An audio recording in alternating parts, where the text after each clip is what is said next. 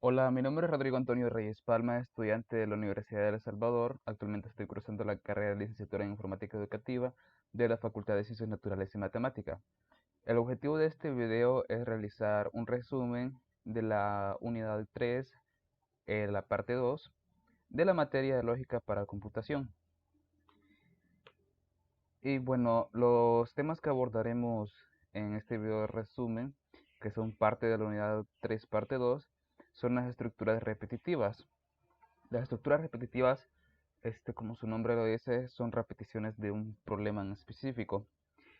Se llaman repetitivas o cíclicas, de ahí que se les llamen ciclos. Estas estructuras, sus problemas tienen solución a utilizar un mismo conjunto de acciones a través de acumuladores o contadores, que se pueden ejecutar un número específico de veces. La cantidad de veces que debe repetirse puede ser fija, dada por el problema a solucionar. Bueno, una estructura repetitiva básicamente es una asignación que se le da a una variable dependiendo del problema. Por ejemplo, en ocasiones se nos pide realizar un programa que sume de forma sucesiva o regresiva una cantidad de números. Entonces, como se viene aprendiendo en las unidades anteriores, para realizar esto en algún lenguaje de programación, tendríamos que estar escribir, ingrese un número. Luego de este número lo tendríamos que guardar en un campo de memoria con la palabra leer y realizar la respectiva operación. Y así estar pidiendo, por ejemplo, el problema nos dice que tenemos que sumar sucesivamente 100 números. Entonces, tendríamos que escribir y pedirle al usuario que nos digite, perdón, 100 números, y esto realmente es tedioso y es bien poco práctico, incluso se puede llegar a considerar un error en la programación. Así que para eso se crearon estos bucles o estructuras repetitivas, que lo que hacen es optimizar el tiempo y realizar de forma más ordenada y precisa el algoritmo, pues recordemos que un algoritmo tiene que tener esas características. Bueno, las estructuras repetitivas o los bucles se clasifican en for, while y do while. Bueno, estas estructuras se clasifican en dos. Eh, la primera estructura, digamos, por así decirlo, que es for, esta está determinada por un número específico de iteraciones. Es decir, que en el planteamiento del problema o el planteamiento del algoritmo, ya nosotros vamos a tener determinado el número de vueltas o el número de repeticiones que va a tener el ciclo for.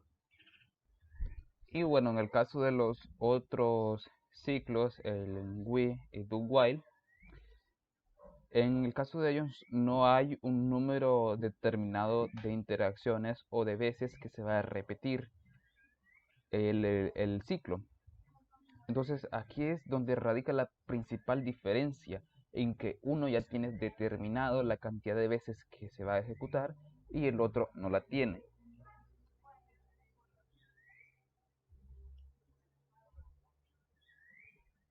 Bueno, ahora que ya sabemos eso, es importante aprender acerca de los acumuladores y contadores, pues estos nos van a ayudar a utilizar de mejor forma los ciclos repetitivos. Definir lo que son los acumuladores y los contadores. Bueno, tenemos que primero tenemos el acumulador. El acumulador nos permite aportar o quitar a un conjunto de iteradores que se incrementan de forma constante o no constante. Vamos, por decirlo así, un ejemplo es, por ejemplo, cuando una persona va al banco. Aquí la persona, según lo que vaya, tiene dos opciones, o retirar o ingresar dinero. Entonces, el acumulador básicamente lo que hace es que cuando uno llega al banco requiere realizar algún tipo, suponiendo que realizar algún tipo de depósito, entonces ingresa la cantidad que se le quiere depositar. Esta cantidad se suma a la que ya estaba con anterioridad. Por ejemplo, aquí tenemos la sintaxis. Podríamos decir que las sintaxis, el acumulador, perdón, acum, es el banco, nuestra cuenta de ahorros. Y esta es la cantidad que tenemos en nuestra cuenta de ahorros. Podemos decir que tenemos, no lo sé, $70. Y entonces queremos agregarle más o restarle a esta cantidad. ¿Cómo lo hacemos? O le sumamos y metiéndole a la cuenta de dinero, o le restamos retirando dinero. Entonces, este es el concepto un poquito general de lo que es un acumulador. Es que el ejemplo es básicamente como una alcancía o como ir a retirar o hacer ingresos a una cuenta bancaria. Bueno, ahora que ya definimos lo que son los acumuladores, nos toca definir lo que son las constantes, perdón, los contadores. Y bueno, los contadores nos permiten guardar un valor el cual está destinado a disminuir o a aumentar según cómo el programa entre en ejecución.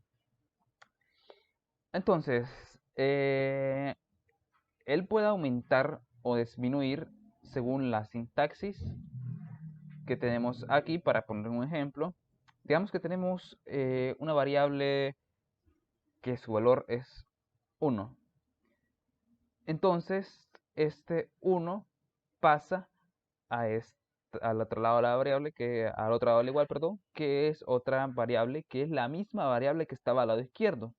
Entonces sería 1 igual a 1, más o menos, según lo que queramos hacer, la constante. En este caso, por ejemplo, podríamos ponerle un número 1.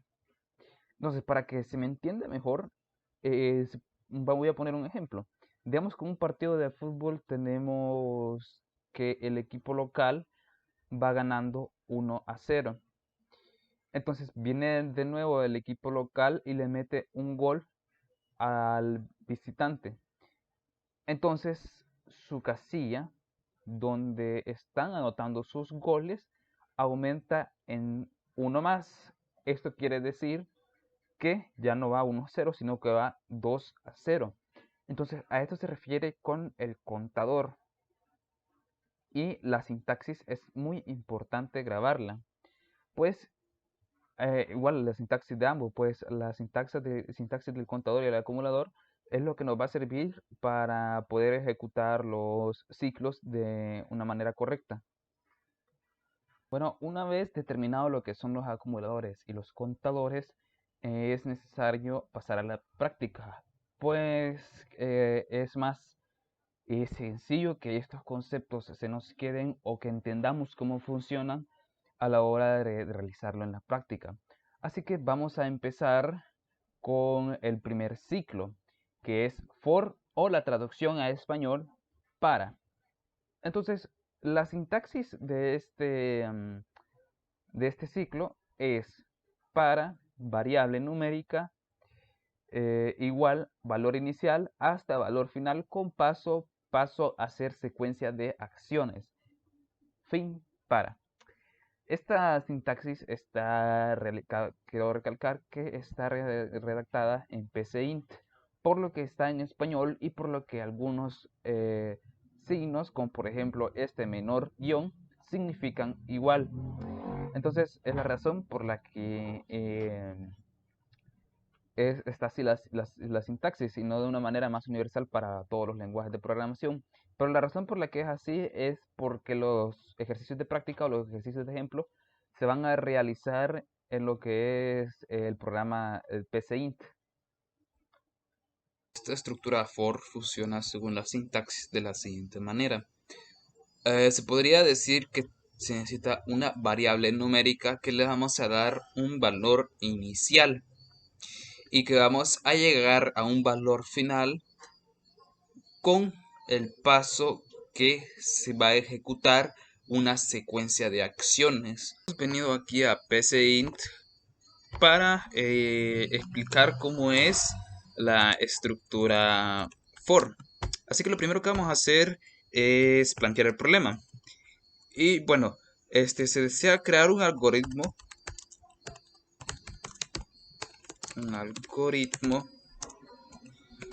que me cuente los números del 1 al 10.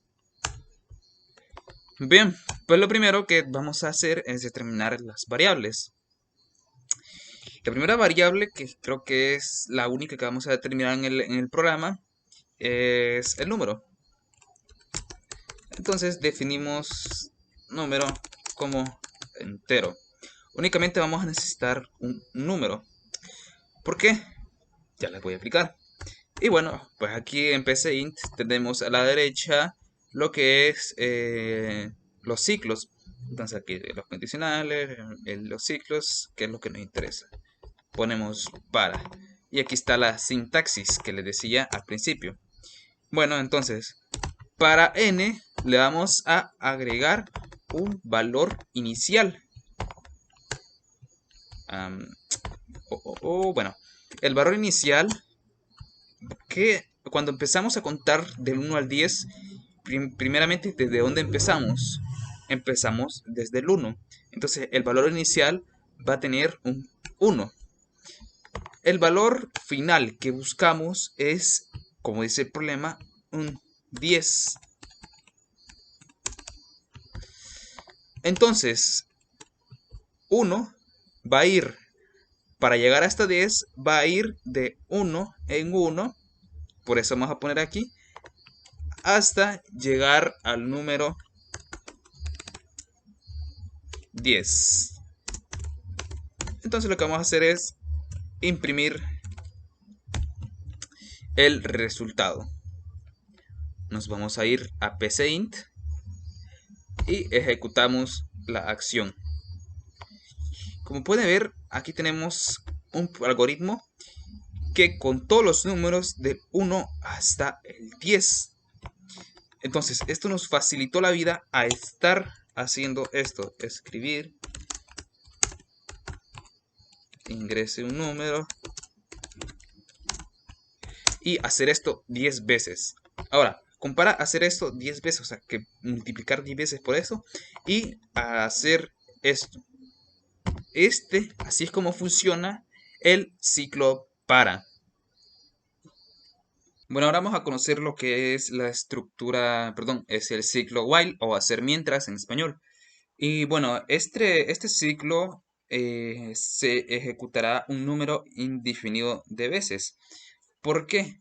Porque este pertenece al tipo de em, condición repetitiva que no conocemos las veces que se va a repetir.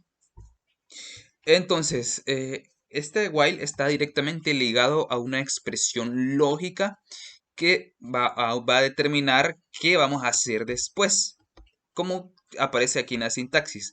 Mientras, expresión lógica, que aquí va a ser una condición, por ejemplo, mientras 3 es mayor que 1, hacer una secuencia de acciones. Esto lo voy a dejar claro en el ejemplo del próximo ejercicio que vamos a realizar, que siempre vamos a seguir el mismo ejercicio anterior, que es la sumatoria de los números del 1 al 10. Así que vamos a PCInt.